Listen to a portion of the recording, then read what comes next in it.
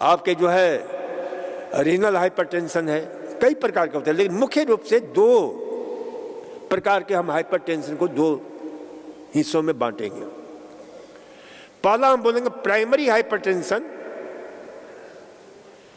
जिसको बोलते हैं एसेंशियल हाइपरटेंशन, और दूसरा बोलेंगे सेकेंडरी हाइपरटेंशन। प्राइमरी हाइपरटेंशन वह होता है जिसका ब्लड प्रेशर दवा से भी कम नहीं होता है, वो उसके घुस गया है, ऐसा वो हाइपरटेंशन। हाइपरटेंशन का एक नाम और है, कई नाम है इसके। एक को बोलते हैं ब्लड प्रेशर, क्या बोलते हैं? हाइपरटेंशन बोलते हैं। हाई ब्लड प्रेशर क्या बोलते हैं? हाइपरटेंशन। यानी टेंशन का हद से गुजर जाना इज कॉल्ड हाइपरटेंशन। इसलिए पहला स्टेज अंडरस्टैंड बताया मैंने। तो जो एसेंशियल हाइपरटेंशन है, ये कहीं ना कहीं बाय बर्थ ही, कॉन्जेनाइटल ही उसके कुछ डिफॉर्मिटीज होती है, रक्त वाहिनियों में, गुर्दे में, हार्ट में, मस्तिष्क में, क्योंकि 4 अंग हैं विशेष रूप से हाइपरटेंशन से जुड़े हुए। तो ये जो है ना, वो अनिवार्य, वो कितना भी दवा खाएगा, कितना भी कुछ करेगा, उसका ब्लड प्रेशर कम होता ही नहीं है। चिकित्सा कितना भी लेता है, कम नहीं होता है। तो वो जो है उसको बोलते हैं प्राइमरी हाइपरटेंशन। सेकेंडरी हाइपरटेंशन जो रोग के कारण हो गया है, किसी रोग के कारण हो गया है, जैसे स्ट्रेस के कारण हो गया, ज्यादा नमक खाने के कारण हो गया, ज्यादा चीनी खाने के कारण हो गया, डायबिटीज के कारण हो गया, ज्यादा मिर्ची मसाले ऐसी चीजें खाया और ब्लड प्रेशर को बढ़ा लिया, मांसाहार किया ब्लड प्रेशर को बढ़ा लिया, या जो शराब पीने से हो गया, या जो है तंबाकू खाने से हो गया, ये सिगरेट पीने से हो गया, पोल्यूशन से, पोल्यूटेड जगह होता है वहां पर भी ये हो जाता है, या ज्यादा जो है कोई बात करते समय किसी पर ज्यादा हावी होने की कोशिश करता है, जिसको बोलते हैं विज्ञान की भाषा में टाइप 1 पर्सनालिटी। तो टाइप ए पर्सनालिटी के जो लोग होते हैं, टाइप ए पर्सनालिटी वाले, वो बड़े उत्तेजना में होते हैं। उनके जीवन का एक सूत्र होता है, क्या होता है सूत्र? हरी, वरी एंड करी। जो जल्दीबाजी, हरी में हरीनेस, वरीनेस, एकदम चिंतित रहते हैं, बिल्कुल एंक्सस रहते हैं, हमेशा तनाव से भरे हुए होते हैं, और जो भी उल्टा पुल्टा मिलता है, फास्ट फूड, जंक फूड, कुछ ध्यान नहीं रखते, खाए चले जा रहे हैं, हरी वरी करी। तो इस प्रकार से जो लोग जो है ना अपने जीवन को संचालित करते हैं, उनको बोलते हैं टाइप ए। वो बैठेंगे तो स्थिर नहीं बैठेंगे। अब ये कई लोग होते हैं ना, नीचे बैठते हैं, बैठकर क्या करेंगे, वो नीचे चादर है उसी को इधर उधर करते रहेंगे, उधर बैठ जाए, लॉन में बैठ जाए तो जितने भी घास उसको तोड़ते रहेंगे। पूछो क्यों तोड़ रहे हैं, उनको पता ही नहीं है, क्यों कुछ ना कुछ करना है, और कुछ नहीं तो चाबी लेकर हाथ में घुमाते रहेंगे।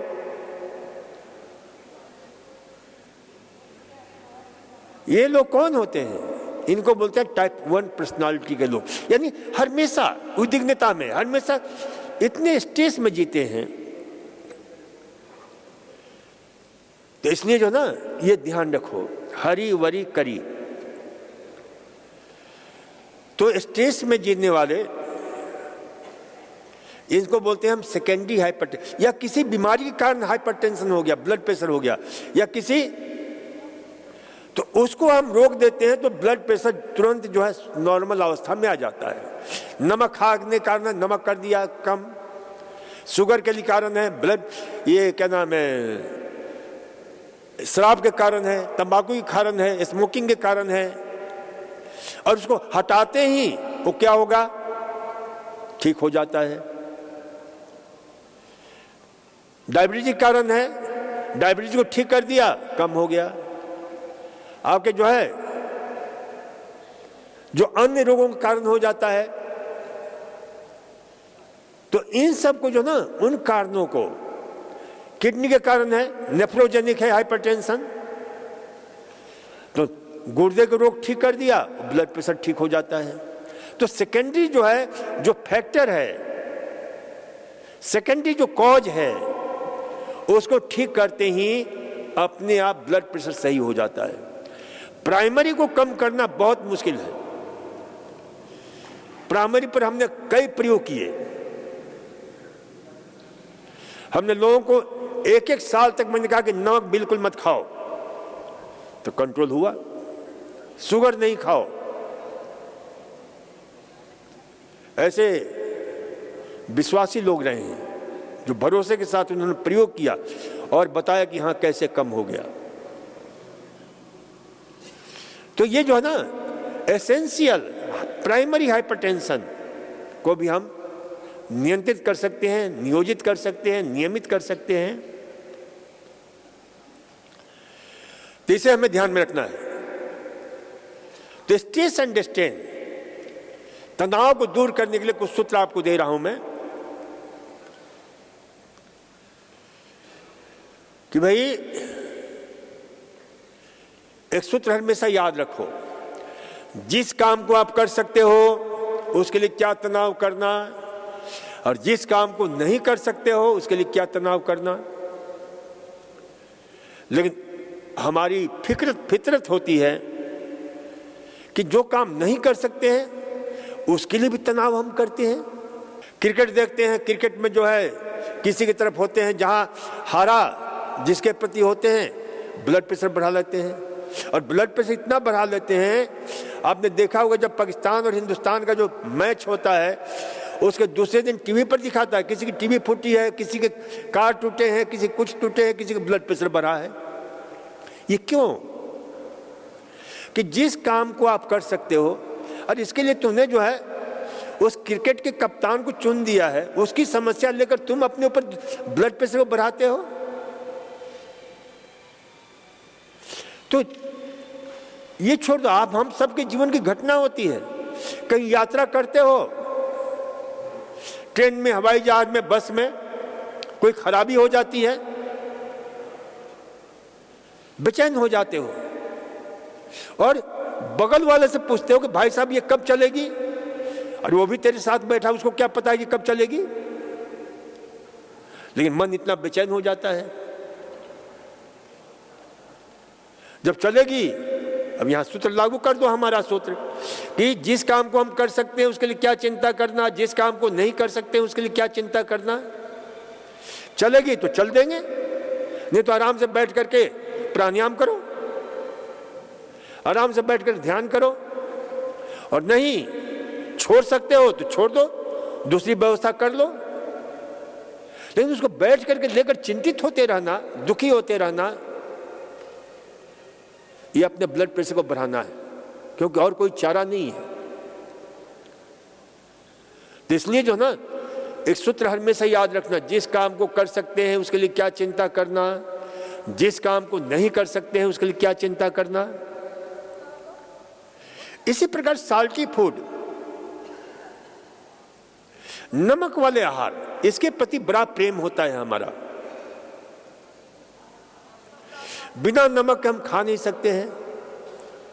देखो, आपके American centre for prevention and control disease and prevention, वहां की एक नियामक संस्था है जो मेडिकल साइंस पर नियंत्रण रखती है, और एक है US food drug administration department, United state food drug administration, FDA department. तो उन लोगों की एक रिपोर्ट है कि यदि अमेरिकन 3 ग्राम नमक कम कर दें तो $46 बिलियन जो है बचा करके उसका प्रयोग विकास में लगा सकते हैं, गरीब मुल्कों को दे सकते हैं। 36 बिलियन।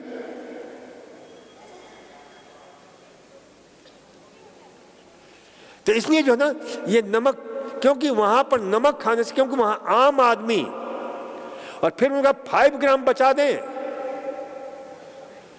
तो 48 बिलियंस, 5 ग्राम कम कर दें, क्योंकि वहां औसतन लोग जो है ना 10 ग्राम नमक खाते हैं, भांति भांति के सॉस के रूप में, भांति भांति के फास्ट फूड, जंक फूड, उन सब में नमक की मात्रा ज्यादा होती है। अब ये नमक कैसे ब्लड प्रेशर पैदा करता है ये समझ लो आप लोग। 1 ग्राम नमक 80 ग्राम पानी को रोक देता है, और शरीर में जब पानी रुकता है ना तो हमारे शरीर का जो